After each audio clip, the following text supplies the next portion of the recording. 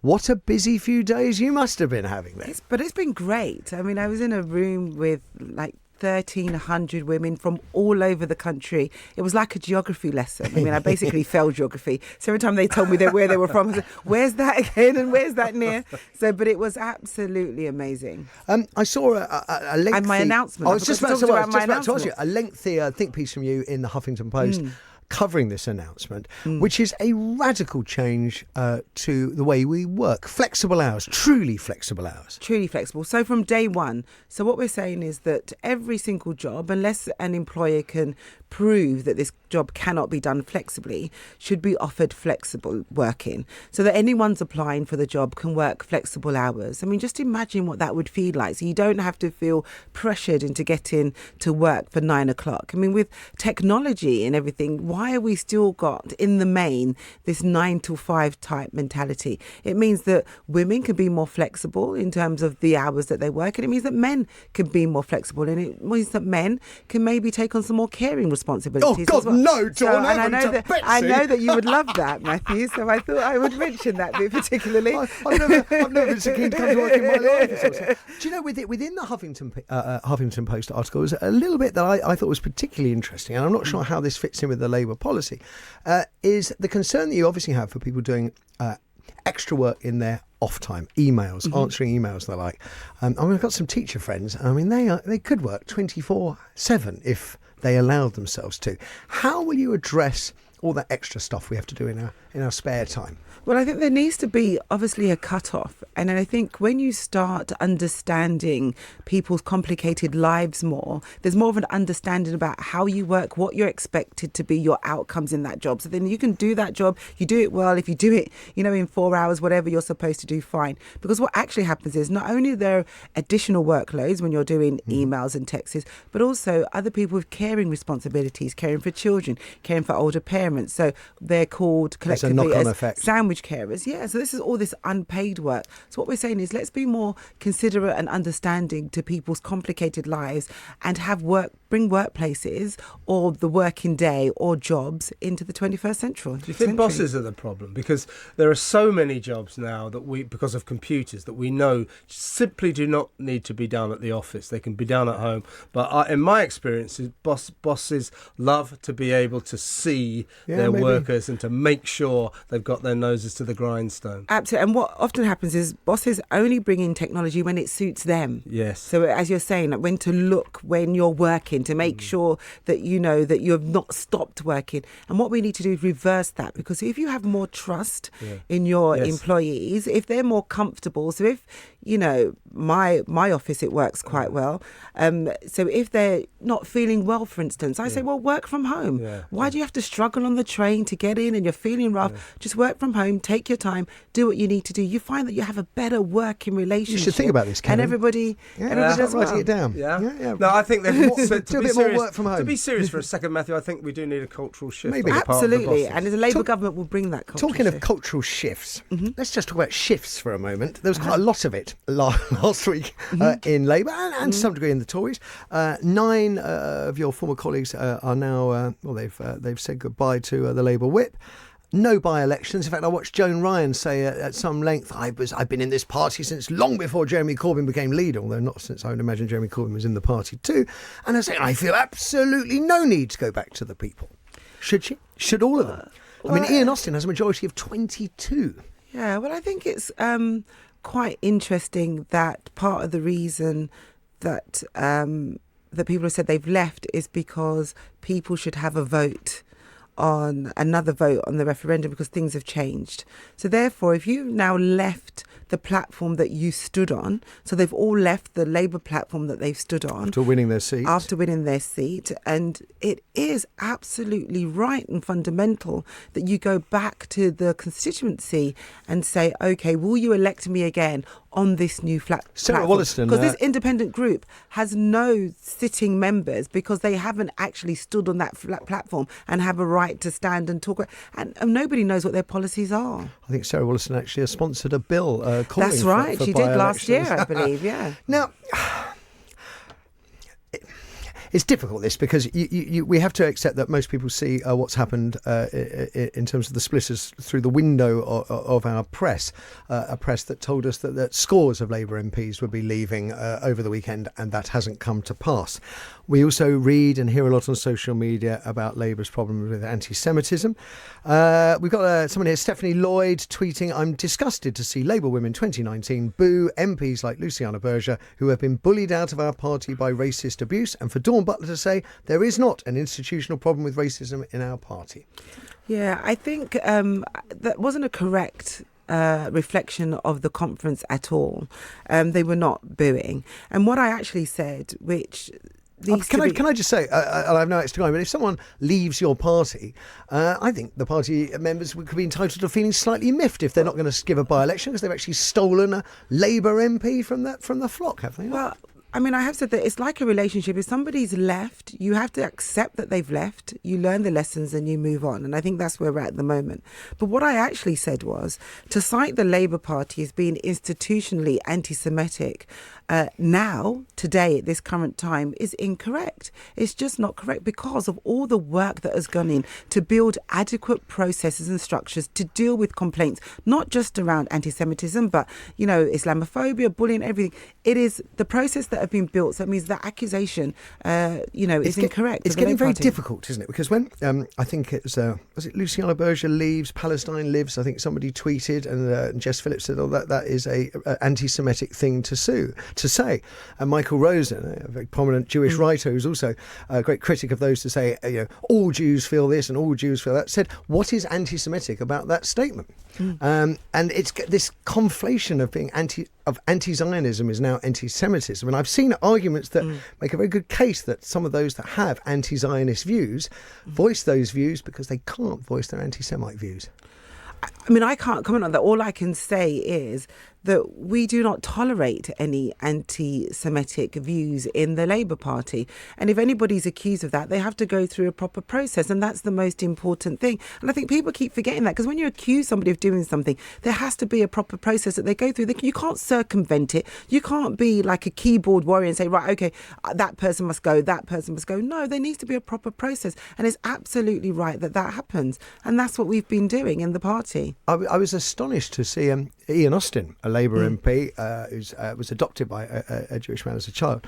And he has previously had to apologise for inaccurately branding a Palestinian human rights group as being Holocaust deniers. And I'm thinking, within this, we make all these headlines about anti-Semitism within the Labour Party. Still difficult to find out who the actual names are of the culpable, those culpable, and yet nothing is made, or very little has been made of this. He apologised at the time in 2011, and the world moves on. Well, I mean, I think this is the thing, isn't it? This is the thing around this zero tolerance approach that people talk about. So if you talk about zero tolerance approach without any learning or without any understandings, then nobody will be able to say anything or do anything, or, everybody will just be out. And I think we need to kind of have a mature, responsible discussion about how we deal with all issues in society. Are you finding that difficult within the current climate where you just say the words Labour anti-Semitism problem and it is repeated without any kind of qualifying thoughts? Yeah, and I think the media are responsible for this, or irresponsibly sort of leading this charge. And I also think the government and the Prime Minister is also responsible, because they're not dealing with the growth of anti-Semitism in the country, the growth of Islamophobia in the country. The government's not dealing with it. They're using it as a political football, which I think is really not just insecure. I think it's quite dangerous for them to do that. So you feel Labour's been unfairly scapegoated as a party with a Labour's always been unfairly scapegoated, no matter what. I mean, the Tories are notoriously have problems in their party, even by a cross-section in Parliament. The Home Affairs Select Committee have found that they have more problems than any other political party, and yet still nobody talks about it. Interesting. Kevin? Yeah, I want to talk about Tom Watson. I mean, in the annals of loyal deputies, Tom Watson is unlikely to rank among the best. In fact, it's hard to think of a less loyal deputy as Toxic Tom launches volley after volley of undermining attacks on his long-suffering leader, Jeremy Corbyn. When Corbyn says the Labour is rigorously dealing with its anti-Semitism problem, Watson says it isn't. When Jeremy criticises the 7 MPs who quit Labour to form the independent group, Tom praises them, and he goes onto the telly to tell his beleaguered boss to change his style, back a second referendum, or face many more defections. So the question to Dawn is, wouldn't you prefer it if Tom Watson stopped urinating on Labour from within the tent and stepped outside to join the exodus? I never. Wow! Wow, Kevin! Wow, Kevin! Obviously, I was writing that up a bit, but it is that was quite a good monologue. I must say. Just a little top of my head.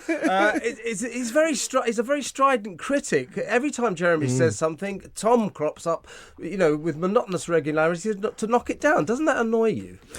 Well, the party is a broad church. And so what I find really annoying and irritating is that we have to work towards making sure, number one, as I say, that we have the structures in place in our party so nobody can accuse us of being X, Y or Z. We can say, look, this is the process that we're going to go through, and you don't try and circumvent that in any way, because that does nobody any good whatsoever. But the other thing is, I want us to be focused on helping to sort the country out, helping to lead the way, the forward thinking of my policy announcement at the weekend, talking about, everything that's going to make our country better, fairer and more equal. And I think everything else is just an unnecessary distraction. I've been distracted by the conversation from actually the big issue, I suppose, at least we should pay some lip service to, which is the Brexit meaningful vote, which has now been delayed until March the 12th. I mean, can you imagine? I mean, this is the most irresponsible Prime Minister this country has ever had. She's been found in contempt of Parliament, and she's still contemptuous in everything that she does. She's now, the meaningful vote, 17 days from the date that we're supposed to leave, and she's going to leave it till then till we have a vote. How on earth are the media not all over this and, asking her to explain herself? It's irresponsible. Here's an issue that should be right up your street, Dawn. Mm-hmm. Secondary school pupils are to be given fertility lessons. Amid concerns, women are leaving it too late to try for a baby. The youngsters will be given occasional fertility lessons, we read, to help address concerns, as I said, that many have left it too late. The average woman that has her first baby now is 30, the average age. What do you think it was in the 1960s? I don't know, 20? 26. 20, okay. Which is interesting, because I thought it would be much younger as well. I thought 26 wasn't that much of a surprise, and that's about the youngest it's been in recent times. A delaying parent, of course, allows you to have fun, work, etc. Trouble is, leave it too late to start, and you may never get there. 1 in 7 couples in this country now seeks fertility treatment, prompting Dame Sally Davis, the Chief Medical Officer, to express concern about the steady shift towards women postponing a family only to find they've left too late. Of course, we then have to wonder whether encouraging teens to think about fertility will change anything. Will it lead to a rise in young mums? And we can remember, I think the figures, it was actually, I think it's to changes to sex education brought in under the Blair Labour governments, that we have an all-time low of what we used to call gym slip mums back in the day, schoolgirl pregnancies. 2020, they're talking about introducing these lessons. Are they needed, Dawn? I think anything that kind of teaches you about your body. And that they're going to be doing obesity, age, drink, etc. Absolutely. So I think it's fine. I don't think that it needs to be headlines that are almost saying we are going to encourage women to be, one way or the other, or to have kids or not have kids. I don't think that's very helpful. I think anything that teaches you about your body, anything that teaches you about safety. I mean, there's stuff that's going to be taught about periods. We're going to eradicate all of this talk around period shaming, and we're going to be talking about period poverty and trying to eradicate that. But what about the actual thrust gleaned from this article, which is, I suppose, the subtext, because no one's actually putting it in print, the subtext is we should be encouraging women perhaps to think about having kids earlier. No, but I think it's just about women understanding how their body works, and there's nothing wrong with that. And actually, if like a Labour government will introduce flexible working, then you won't have the issue of some women thinking I cannot have a child and do the job that I want to do, because they'll be able to do a job flexibly and to have children. And so I don't think that should be an issue. I know some people are really opposed to it, like, we shouldn't be teaching, women about, fertility. Why not? Well, one of the... As a journalist, putting that hat on, Kevin, don't laugh. As a journalist, one of the things I've noticed about this discussion is how it's sort of how it's kind of misrepresented. Really, that we're trying. That in actual fact, what they're addressing is the fact that women are leaving it too late. We're saying, we're going to introduce this. We're going to introduce the notion of fertility lessons in schools, and then it says within the report in compulsory sex education. Now, one of the things I've picked up over the years is compulsory sex education sounds like everybody has to do sex education. And when I'm thinking about women who may not know how their bodies work, who may not understand any of the changes they're going to go through, you think, well, isn't it wonderful we have compulsory sex education? Except it isn't compulsory, because parents still have the right to withdraw their children. And that opens the door to, in some cases, those who most need lessons in how their bodies work, in reproduction, having children, the like, maybe deny those because of their own parents. Do we not need to take that parental right away and make sure all children in this country get mandatory sex education? Yeah, well, I think it's up to the age of 16 that they can withdraw their child from education. And it's also... By 16, one might argue it's too late. But it's also age appropriate. And I think people forget to mention that it's age appropriate. So it's really important that young people understand about relationships and good relationships, and so that they can identify if there's a dangerous relationship that they're in. But so it's that the parents can overrule and take them out. And I know from past phone-in experience that it's very often those with the strongest views against sex education that are most likely to take their children out. And then you worry that in some cases that children are getting the very basic facts way too late, at 14 or 15.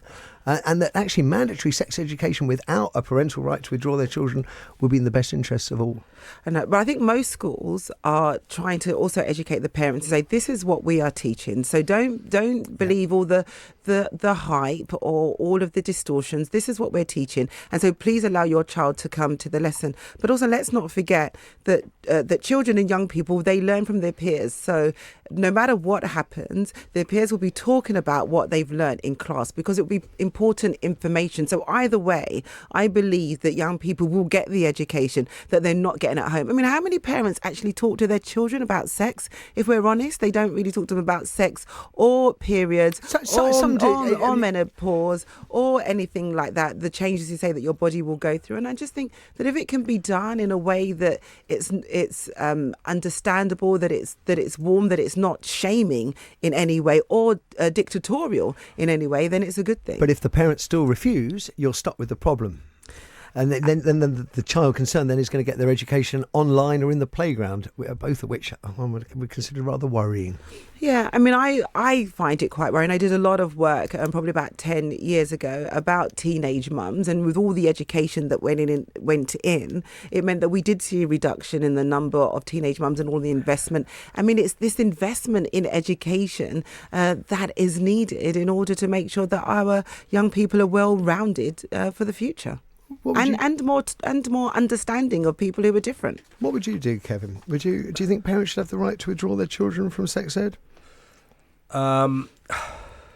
Well, yes, I do. Do you? Yeah. Because it's a purely subjective opinion based on 18 years of phone-ins. Yeah. But in the 18 years of phone-ins, the parents least likely to impart any useful knowledge to their children seem to be the ones most likely to withdraw their children from those lessons. That's a bit of a worry, really, if you think that actually these lessons have really nothing to do with the parents. They're about protecting that child through their future. Yeah, I mean, I wouldn't agree with the decision to take a kid out of school because of sex education lessons, but I sort of agree with the principle that parents have got more right over the upbringing of their children than the state. Okay. Although I wish parents would use that right more often. I mean, more and more often we're seeing children go into schools unable to hold a pen, unable to hold a knife and fork, unable to get change. You know, teachers spend 15 minutes trying to calm down the class before they, are able to teach. I kind of think parents should take this responsibility from the very beginning in all areas of their child's life. I should write this down, really, shouldn't I? I just meant your eyes go around the studio and then finally settle on me. Very worried about Cassidy. Very worried. I got told off, dear listener, just as Dawn was coming into the studio, because she saw a tweet I put out on Friday night, which was of baby Cassidy in her crib with a bottle of 18-year-old Glenfiddich whiskey, and I was told I might get social services round. It remains unopened, Dawn Butler. You should be pleased here. Lovely seeing you. We'll see you next Monday for more of the same. Give Tom Watson Kevin's best when you see him. Yeah, I'm going to give him your Toxic monologue. Tom.